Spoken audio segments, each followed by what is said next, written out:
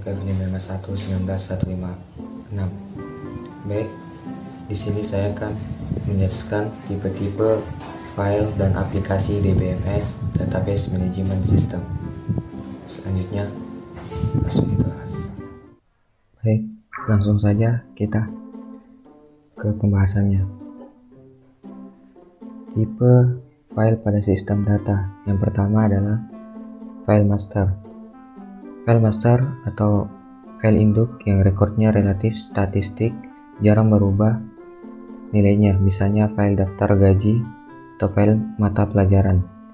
Contoh, sistem rumah sakit memerlukan file induk tentang catatan pasien, catatan penyakit. Di samping file lainnya, jenis informasi pada file induk cenderung tetap, tetapi isi informasinya dapat sering berubah. File induk selalu diperbarui dengan menggunakan file transaksi. Yang kedua, file transaksi. File ini bisa disebut file input, digunakan untuk merekam data hasil dari transaksi yang terjadi, misalnya file penjualan yang berisi data hasil transaksi penjualan. Contoh, rekaman tentang pelanggan yang sudah membayar tagihan listrik akan membentuk file transaksi sesuai sekali seminggu. Catatan pada file transaksi digunakan untuk memperbarui rekod pada file master. Yang ketiga, file laporan. File ini bisa disebut output file, yaitu file yang berisi informasi yang akan ditampilkan. Contoh, data laporan keuangan atau akuntansi sesuai sebuah perusahaan yang harus diketahui bagian-bagian terkait. Yang keempat, file sejarah. File ini bisa disebut file arsip. Archival file merupakan file yang berisi data masa lalu yang sudah tidak aktif lagi, tetapi masih disimpan sebagai arsip. Contoh, informasi tentang pasien yang keluar tidak perlu simpan pada file yang sekarang ada. Rekod tersebut dapat dipindahkan pada file riwayat hidup sehingga tinggal berisi file pasien yang sedang dirawat atau dijadwalkan akan kembali. Data tentang pasien yang keluar dapat disimpan pada file riwayat hidup yang digunakan untuk menyusun laporan di kemudian hari. Yang kelima, file cadangan. Membuat salinan dari sebuah data dalam perusahaan tersebut, backup. Alasannya agar data yang telah dibuat dalam perusahaan tersebut tidak hilang begitu saja. Contohnya, data laporan keuangan atau akuntansi sebuah perusahaan yang harus diketahui bagian-bagian terkait. Selanjutnya, aplikasi DBMS, Database Management System. MySQL adalah salah satu aplikasi yang termasuk vendor DBMS. Ia merupakan salah satu aplikasi umum yang paling banyak digunakan oleh pengguna data maupun para programmer. Salah satu alasan menggunakan MySQL banyak digunakan karena aplikasi ini terkenal sebagai open source atau garis. Jadi Anda tidak akan dikenakan biaya apapun ketika mengunduh maupun juga mengoperasikannya. Sejarah MySQL. MySQL AB merupakan perusahaan komersial Swedia yang mensponsori dan yang mewakili MySQL. Pendiri MySQL AB adalah dua orang Swedia yang bernama David Axmart, Allan Leisien dan satu orang Finlandia bernama Michael Monti. Setiap pengguna MySQL dapat menggunakan secara bebas yang didistribusikan gratis di bawah lisensi GPL, General Public License, namun tidak boleh menjadi produk turunan yang bersifat komersial. Pada saat ini, MySQL merupakan database server yang sangat terkenal di dunia. Semua itu tak lain karena bahasa dasar yang digunakan untuk mengakses database, yaitu SQL. SQL Script Language pertama kali diterapkan pada sebuah proyek riset pada Laboratorium Riset dan San Jose, IBM yang bernama System R. Kemudian SQL juga dikembangkan oleh QLS Informatics dan CBS dengan menggunakan SQL Process Access Database lebih usul user friendly dibandingkan dengan yang lain, misalnya Webase atau Sleeper, karena mereka masih menggunakan perintah-perintah pemrograman murni. Fungsi MySQL. MySQL mempunyai berbagai macam fungsi, yaitu Anda dapat memikirkan database MySQL sebagai wadah penyimpanan string, request data, gambar, media, file audio, dan hal-hal alam yang benar-benar tidak harus disimpan dalam database. Caranya adalah dengan meletakkan file-file pada server dalam folder yang hanya referensi nama path di database tersebut. Berikut adalah beberapa jenis aplikasi PHP dan MySQL dapat membantu Anda membuat. Yang pertama, situs blog. Yang kedua, custom database drive website dinamis seperti Develop PHP. Yang ketiga, e-commerce dan program custom toko online. Yang keempat, jaringan sosial dan komunitas. Dan yang kelima, GeoToBook. Yang keenam, seluruh website dinamis. Dan ketujuh, klien dan informasi pelanggan. Kelebihan MySQL. Adapun kelebihan MySQL dalam penggunaan dalam database adalah yang pertama, free atau gratis, sehingga MySQL dapat dengan mudah untuk mendapatkannya. Yang kedua, MySQL stabil dan tangguh dalam pengoperasiannya. Yang ketiga, MySQL mempunyai sistem keamanan yang cukup baik. Yang keempat, sangat mendukung transaksi dan mempunyai banyak dukungan dari komunitas. Dan yang kelima, sangat fleksibel dengan sebagai macam program. Yang keenam, perkembangan dari MySQL sangat cepat. Kekurangan MySQL. Selain kelebihan yang disampaikan di atas, ada beberapa kekurangan yang dimiliki oleh MySQL. Di antaranya yang pertama, kurang mendukung koneksi bahasa pemrograman seperti Visual Basic atau bisa kita kenal dengan disebut VB dan FoxPro, DLP dan lain-lain sebab koneksi ini menyebabkan file yang dibaca harus sesuai dengan koneksi dari bahasa pemrograman visual tersebut. Dan yang kedua, data yang dapat ditandangi belum besar dan belum mendukung widowing function.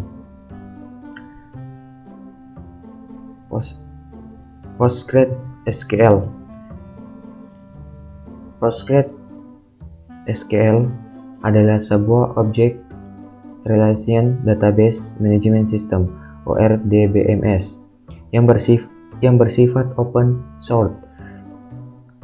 PostgreSQL adalah database yang powerful yang tidak kalah dengan database komersial sekelasnya Sbase maupun Infosmix. PostgreSQL yang mendukung standar SQL 92 dan SQL 99. Ini juga mendukung bahasa pemrograman C, C++, Java, TCL, Perl, Python, PHP, dan lain-lain. Aplikasi yang mungkin tidak banyak yang mengetahuinya. Aplikasi ini juga merupakan aplikasi gratis yang langsung mendapatkan dukungan dari lisensi BSD. Meskipun beberapa orang yang baru belajar database kurang mengetahui PostgreSQL, namun sebenarnya aplikasi cukup populer dan bisa dikatakan sebagai salah satu di antara aplikasi DBMS populer lainnya. Sejarah Postgres. Postgres pada awalnya dikembangkan oleh mahasiswa dan staf programmer University of California, Berkeley, di bawah arahan Profesor Michael Stormbreaker. Software ini mulainya dinamai Postgres. Tetapi karena banyak tambahan untuk fungsi-fungsi SQL, maka pada tahun 1995 namanya diganti Postgres 95 dan sejak tahun 1996 nama yang digunakan sehingga sekarang ada PostgreSQL. Pada saat pertama dikembangkan, Postgres dianggap tidak memenuhi standar ANSI SQL 92, standar database berskala besar, karena tujuannya hanya menjadi Postgres sebagai database yang mempunyai banyak fitur dan kelewisan yang tinggi. Karena merasa mendapat tantangan, Postgres berusaha untuk memenuhi standar tersebut, dan akhirnya Postgres mampu juga mencapai standar ANSI SQL. Tetapi yang lebih gila lagi, ternyata kemampuan Postgres melebihi standar ANSI SQL, yang berarti kemampuan Postgres melebihi database lain sehingga standar ANSI SQL 92 yang diantaranya adalah Oracle. Wajar jika Postgres dinobatkan Linux hardware sebagai database pilihan dan menempati Oracle pada tempat kedua. Kelebihan Postgres SQL. Postgres SQL memiliki arsitektur multiproses computing yang berarti memiliki stabilitas yang lebih tinggi, sebab satu proses anak yang mati tidak akan menyebabkan keseluruhan daemon mati, meskipun pada kenyataannya dulu ini sering terjadi. Yang kedua, dalam kondisi load tinggi, jumlah koneksi simultaneous besar, kecepatan Postgres SQL sering mengalahkan MySQL untuk query dengan klausa join yang kompleks. Hal ini dikarenakan Postgres SQL mendukung locking di level yang lebih rendah, yaitu raw. Postgres SQL memiliki fitur OO seperti pewaris label dan tipe data atau tipe data array yang kadang praktis untuk menyimpan banyak item data di dalam satu record. Dengan adanya kemampuan OO ini, maka Postgres SQL kita dapat mendefinisikan sebuah tabel yang mewarisi definisi tabel lainnya. Postgres SQL menyediakan hampir seluruh fitur-fitur database seperti terdapat dalam produk database komersial pada umumnya. Postgres SQL pun memiliki tipe data geometri sesuai titik garis lingkaran poligon yang kemungkinan berguna bagi aplikasi ilmiah tertentu. Kekurangan Postgres SQL. Kekurangan yang pertama, kurang begitu populer dan cocok bekerja di lingkungan web jika dibandingkan dengan MySQL. Yang kedua, kurang fokus dalam hal kelangsingan dan kecepatan. Yang ketiga, arsitektur dan multiproses ini sulit ditetapkan ke website sebab website amat trend oriented. Yang keempat, Postgres SQL sendiri saat ini bisa dijalankan di Windows, tapi melalui lapisan eliminasi Cygwin. Yang kelima, kurang unggul dalam hal ketersediaan fungsi multi-in. Yang keenam, replikasi di Postgres SQL sendiri belum disertakan dalam distribusi standarnya. Yang ketujuh, Postgres SQL sendiri terbatas, hanya bisa melakukan penambahan kolom, penggantian nama kolom, dan penggantian nama label. Microsoft SQL Server. Microsoft SQL Server merupakan produk RDBMS Relational Database Management System yang dibuat oleh Microsoft. Orang sering menyebutnya dengan SQL Server saja. Ini kadang-kadang membingungkan bagi kalangan awam karena sebelumnya sudah ada teknologi SQL. Microsoft SQL Server ini juga mendukung SQL sebagai bahasa untuk memproses query ke dalam database, dan kita tahu bahwa SQL ini sudah banyak digunakan secara umum pada semua produk database server yang tidak di pasaran saat ini.